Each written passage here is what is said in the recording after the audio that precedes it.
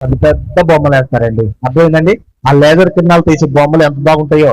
మన ఈ మధ్య హైదరాబాద్ లో కూడా హుస్సేన్ సాగర్ లో పెద్ద ఏనుగు ఆకాశంలో అట్లా దూకుతుందండి బాబాయ్.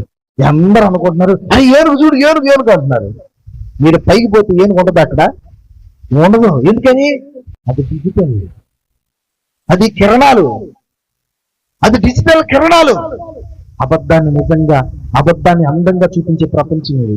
ఈ అబద్ధాన్ని అందంగా చూపించే ఈ ప్రపంచంలో ఏమి తెలియని చిన్న పిల్లల లాంటి మనమే మోసపోతుంటే మన పిల్లలు, మన భవిష్యత్ తరాలు ఎంత దారుణంగా మోసపోతుంది మీరు ఆలోచించండి పిల్లలు.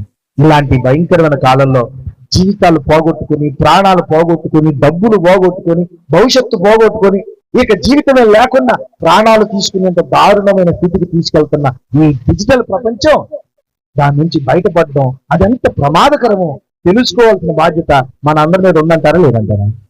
చెప్పండి. మీరు అందరూ వింటున్నారు అనుకుంటున్నా. ఈ అంశం ఎందుకు పెట్టారు? అదంత మాయాజాలం. మనం చర్చిలో కూర్చొని స్తోత్రం చెల్లెంతోమో అని ఆడుకో పాటలు పాడుకుంటుంటాం. పాటలు పాడుకునే లోపు ఇంటికాడ నీ కూతురు నీ కొడుకున్న డిజిటల్ ప్రపంచం ఏం చేస్తుంది? ఆత్రం ఆత్రం ఆత్రం చేస్తుంది. నువ్వు అక్కడ స్తోత్రం స్తోత్రం స్తోత్రం అంటున్నావు.